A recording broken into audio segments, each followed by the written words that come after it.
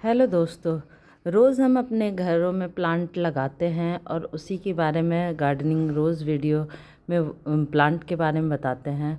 तो उनको जो न्यूट्रिशन मिलता है वो कहाँ से मिलता है, उसके बारे में आज मैं आपके साथ कुछ शेयर करूँगी। तो आज मैं कुछ न्यूट्रिशन जो उनकी कंपोस्टिंग से मिलती है वो मैं घर में ही बनाती हूँ।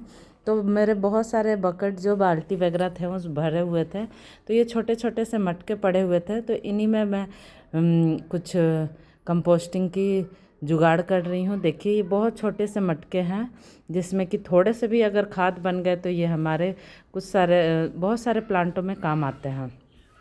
तो आज मैं केले के छिलके की जो मैं बनाने वाली हूँ, तो इनका जो इसमें पोटेशियम की मात्रा भरपूर होती है और कुछ इस तरह से सूखे लीव्स हैं, तो उनको मिलाकर मैं एक अच्छा कंपोस्ट तैयार करूँगी। ये देख ही सकते हैं कि कितने ज़्यादा वो सब भरे हुए हैं। तो उनका मैं अलग से वीडियो बनाऊँगी, जो मैं अलग से बनाऊँगी। ये छोटे छोटे से जो आप छोटे से मटके भी हैं तो उसमें भी आप कंपोस्टिंग लगा सकते हैं। इसमें मैं प्लांट तो लगाती हूँ, तो बहुत सारे हर बार मैं प्लांट ही लगा देती हूँ, इस बार इसमें कंपोस्टिंग बना रही हूँ। तो 2 मटके पड़े हुए थे हमारे पास इस तरह से, और दोनों के छोटे छोटे ढक्कन भी हैं। तो उन ढक्कन को नीचे होल करके और ढक्कन को नीचे रख के मैं मटके इस तरह से बनाऊँगी। और उनके लिए ये छोटे छोटे से केले के पीसेस कर ली हूँ मैं, थोड़े से गुड़ ली हूँ और थोड़ी सी मात्रा में ये दही या छाछ या जो भी मट्ठे का भी पानी हो तो उससे भी हो जाए। तो आप इस तरह से पहले गुड़ को ऐसे पानी में डाल के इसको डिल्यूट कर लीजिए ताकि वो लिक्विड फॉर्म में हो जाए।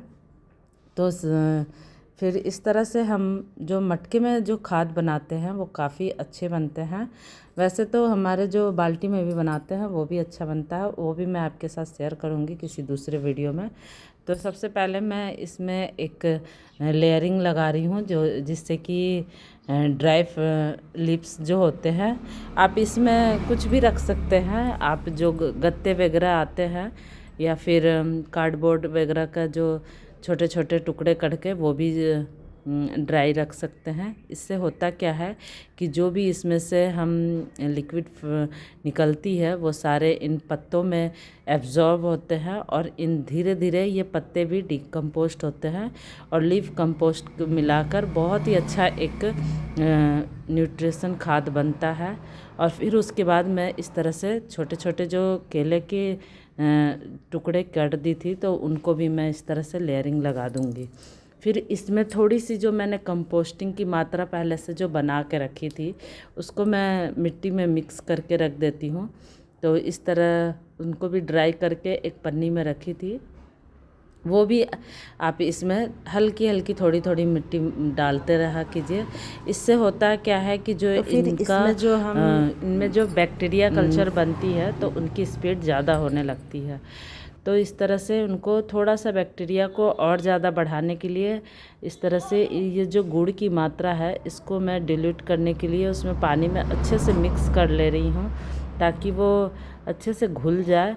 और घुलने के बाद इस तरह से जब उसमें कंपोस्टिंग में इसकी छिड़काव डालेंगे तो उसकी जो बैक्टीरिया की जो मात्रा होती है वो काफ़ी हद तक बढ़ा देती है, जिससे कि कंपोस्टिंग जल्दी होने लगता है। और अभी गर्मी का टाइम चल रहा है तो कंपोस्टिंग बहुत फास्ट होता है। इसमें जितनी ज़्यादा फर्मेंटेशन होंगे ये दही में और ये गुड़ की मात्रा में उतनी जल्दी ये कंपोस्टिंग तैयार होगी।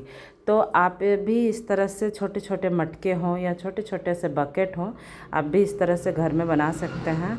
तो ज़रूरी नहीं है कि हम सभी में प्लांट ही लगा दें। प्लांट को न्यूट्रिशन चाहिए भी, और उसके लिए उनके खाना बनाने के लिए भी उनका वर्मी कंपोस्ट घर में ही तैयार करना भी ज़रूरी होता है। बहुत सारे मार्केट में ऐसे वर्मी कंपोस्ट मिल रहे हैं जो कि वर्मी कंपोस्ट के नाम पे सिर्फ मिट्टी रह रहे हैं और काले काले उसमें पता नहीं क्या। मैंने 1-2 बार लेकर आई, मुझे वो अच्छा ही नहीं लगा और क्वालिटी भी इतनी ख़राब, मतलब किसी भी, मैं ब्रांड का नाम नहीं लूँगी। और क्या बोलते हैं, उससे हमारे प्लांट को नुकसान भी होते हैं और कोई फ़ायदा नहीं हो रहा है। एकदम से प्लांट में कोई ग्रोथ अगर चाहिए तो वो बिल्कुल हमारा ये जो घर का बना हुआ कंपोस्ट है यही दे सकता है। तो इस तरह से मैं जो केले के छिलके की जो मैं कंपोस्टिंग बना रही हूँ, इसमें जो पोटेशियम की मात्रा है इससे फ्लावरिंग बहुत ज़्यादा आती है। कोई भी आप फ्लावरिंग प्लांट में डाल दो तो इसलिए इसकी जो खाद है इसको मैंने सोचा कि थोड़ी थोड़ी मात्रा में अलग से बनाऊं, क्योंकि कभी कभी मैं जब किचन कंपोस्ट बनाती हूँ उसमें सारा एक तो मिक्स करके बनाती हूँ, तो उसमें जब बनाते हैं तो इसमें वैसे तो सारे कंपोस्टिंग एक जैसा ही काम करता है, लेकिन ये जो केले की छिलके वाली जो होती है ये बहुत ही न्यूट्रिशन भरी होती है और ये फ्लावरिंग प्लांट के लिए बहुत ही फ़ायदेमंद होता है। इससे फ्लावरिंग में अच्छी ग्रोथ आती है। तो इस तरह से मेरा लेयरिंग चलते रह रहा है। एक हिस्सा मेरे सूखे लीव्स के हैं और एक हिस्से मेरे कंपोस्टिंग का है और एक हिस्सा मेरा केले की छिलके के है। तो इस तरह से मैंने एक मटके तैयार कर दी हूँ और इसमें अच्छे से इनको पूरे तरह से इसको भर के फिर मैं दूसरे भी करके और इसको एक ऐसी जगह रख देंगे जहाँ पे छाँव की एरिया हो, जहाँ हल्की हल्की सी धूप की रोशनी आए और ज़्यादा तेज़ धूप में नहीं रखें और छाँव जगह पे रखेंगे तो इसमें अच्छे से कंपोस्ट 2 से 3 महीने में बहुत ही अच्छा कंपोस्ट बन के तैयार होगा। जब इसमें से कंपोस्टिंग तैयार हो जाएगी तो भी मैं आपका इसका अपडेट आपके साथ शेयर करूँगी। तो इस तरह से मैंने 2 मटके में बना रखी हूँ।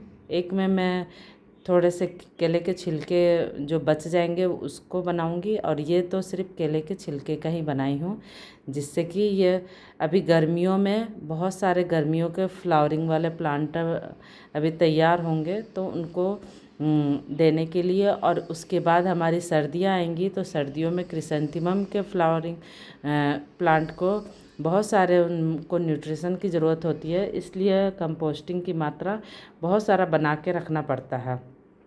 तो आप लीफ कंपोस्ट भी बना सकते हैं। इसी तरह से आप किचन कंपोस्ट भी बना सकते हैं, बस उसमें लेयरिंग का ध्यान देना पड़ता है कि हमें पहले एक पार्ट ड्राई रखना है, फिर उसके बाद थोड़ा सा गीले कचरे को डालना है और उसके बाद हम थोड़ी सी कंपोस्टिंग जो बना के रखे हैं वो डाल सकते हैं।